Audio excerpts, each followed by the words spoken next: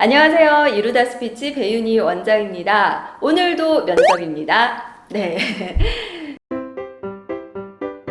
자, 오늘은요, 저희 교육생 분들이 교육을 받으면서 제일 많이 하시는 질문에 대해서 알아보려고 해요. 근데 하나같이 다 이러세요. 책에서 이렇게 하라고 하던데요. 뭐 어디서 이렇게 하라고 하던데요. 네. 그래서 제가 좀 정리가 좀 필요할 것 같다 생각을 해서 우리 책으로 면접을 보시는 분들, 네. 책으로 면접 공부하면 망하는 이유, 네. 정확하게 알려드리도록 하겠습니다. 첫 번째, 퇴장 시 등을 보여도 되나요? 네, 이겁니다. 자, 여러분. 자, 면접을 보러 이제 면접장 들어가서 이제 면접을 다 본 거죠. 그리고 나서 이제 퇴장을 하잖아요. 면접관이 네, 수고하셨습니다. 이제 나가셔도 돼요. 그럴 때 자, 감사합니다 하고서 이게 등을 보여도 되나? 아니면 등을 안 보이고 가면 괜찮은 건가? 이겁니다. 아니, 등을 안 보이고 간다는 건 뭘까요? 그죠? 우리 어디 사극에서 보던 이게 넷인가요? 이렇게 네, 이렇게 너무 이렇게 조아리면서 이렇게 뒤로 뒷걸음질 치는 거 있죠? 그거 생각하시면 돼요. 여러분 어떻게 생각하세요? 등을 보이면 안 될까요? 네. 자, 면접에서는 안 되는 건 없습니다. 네. 자, 등 보여도 되죠. 네, 편안하게 나가시면 되고요. 네, 굳이 뭐 우리가 아무리 면접관이 갑이어도 그렇게 조아릴 필요는 없습니다. 당당하게 등을 보이시면서 나가시면 되겠습니다. 책에서 많이 나오는 두 번째 팁인데요. 바로 답변을 할 때, 네, 답변 드리겠습니다를 하라는 겁니다. 자, 그래요. 이거 왜 하라 그랬을까요? 제가 교육을 가르쳐 보니까 우리가 보통 어떤 질문을 받으면 대다수의 우리 취준생분들, 그 지원자들이 대부분 이래요. 예. 이렇게 생각해요. 그러니까 뭔가 이렇게 산만해 보이는 게 있잖아요. 예를 들어서, 우리 회사에 왜 지원했어요? 이런 질문을 받았을 때 생각이 바로 안 나니까, 이러거나 아니면 눈 막 굴리면서, 예, 그렇게 생각을 합니다. 근데 그런 모습이 면접관 입장에서 좀 좋아 보이지 않기 때문에 좀 더 정돈된 느낌으로 이제 면접에 답변을 해라. 그런 의미인 것 같아요. 그래서 저도 때로는 너무 산만하시거나 이렇게 정돈이 좀 잘 안 되시는 분들은 질문을 듣고 한 1초 정도 쉬었다가 네 하면서 말을 하라고 그렇게 가르치기도 하는데요. 근데 그게 항상 그럴 필요는 없죠. 너무 또 인위적이지 않을까요? 어떤 질문마다 네 답변 드리겠습니다. 이러면은 좀 기계 같고 좀 인위적이잖아요. 네, 그래서 이것도 좀 적절하게 쓰십시오. 근데 네, 답변 드리겠습니다까지는 좀 너무 그런 것 같고요. 그냥 네 하면서 대답을 하시면 좀 더 진지하게, 좀 더 정리된 상태에서 답을 하는 것 같이 보일 수 있어요. 그리고 또 우리가 생각을 좀 길게 해야 할 때가 있잖아요. 바로바로 생각이 안 나잖아요. 그래서 좀 잠시 생각을 해야 할 때, 네, 답변 드리겠습니다. 이때는 좀 괜찮을 것 같아요. 네, 근데 모든 질문마다, 네, 답변 드리겠습니다. 네, 답변 드리겠습니다. 이건 좀 이상하죠. 네, 뭐, 못 타고 왔어요. 네, 답변 드리겠습니다. 저는 버스 타고 왔습니다. 이게 또 이상하잖아요. 네, 그러니까, 네 정도는 좀 하시고, 그리고 또 때로는 뭐 그냥 하셔도 돼요. 근데 뭐, 이런 거는 좀 가급적 하지 않도록 하시면 좋겠습니다. 세 번째, 바로 시선 처리인데요. 우리 대다수의 책이나 뭐 면접 코칭 하시는 분들이, 이렇게 많이 가르치시더라고요. 면접관의 눈을 보면 안 된다. 그럼 어딜 보냐? 인중이나 미간을 봐라. 왜?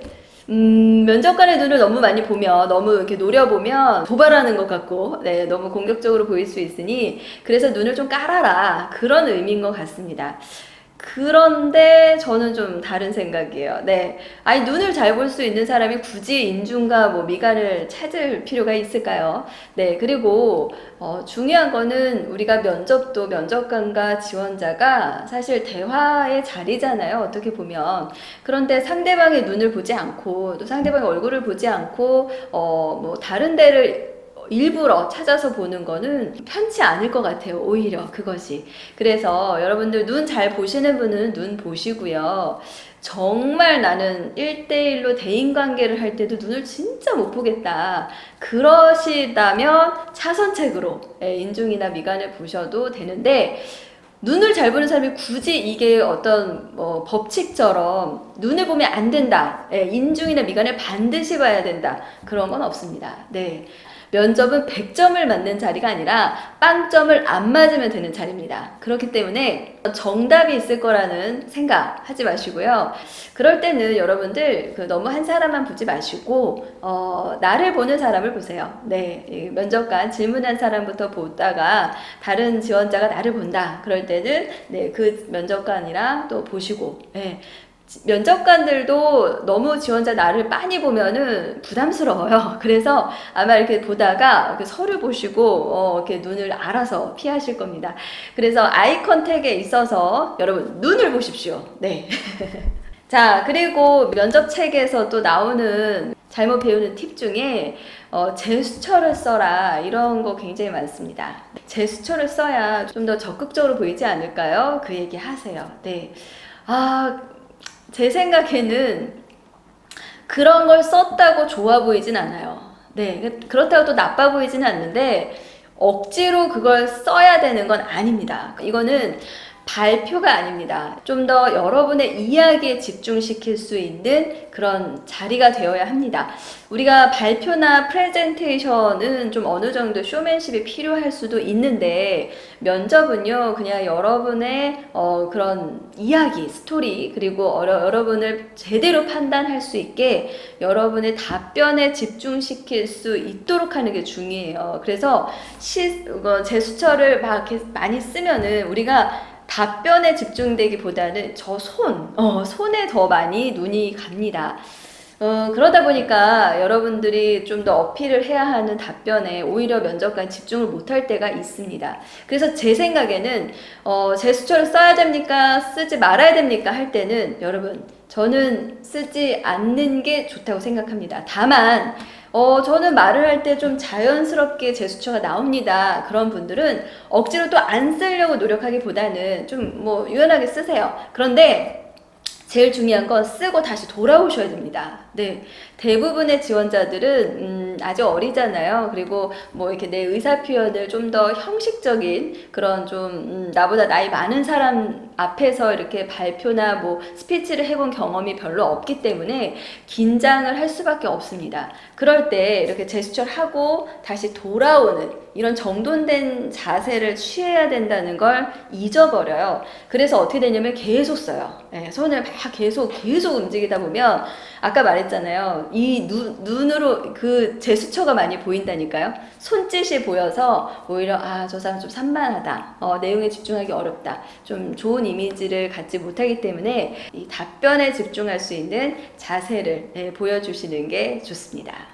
자, 오늘은요 면접을 글로 배우면 안 되는 이유 4가지 말씀드렸습니다. 첫 번째, 우리 퇴장할 때 어떻게 해요? 등 당당히 보이시기 바랍니다. 그리고 우리 답변할 때 굳이 네 답변 드리겠습니다 이렇게 딱딱한 어떤 형식적인 멘트 안 하셔도 됩니다. 세 번째, 시선, 눈 정확하게 보시고요. 네, 좀 더 자신감 있게 눈 보셔도 됩니다. 네.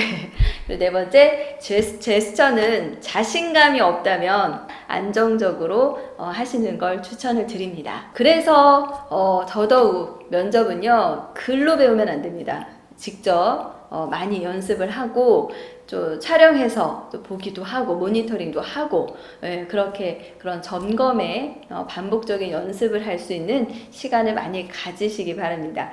자, 오늘도 유익한 내용이 되셨을까요? 네, 좋아요와 구독 부탁드리고요. 궁금한 점은 댓글 남겨주시기 바랍니다. 다음에 또 뵙겠습니다. 감사합니다.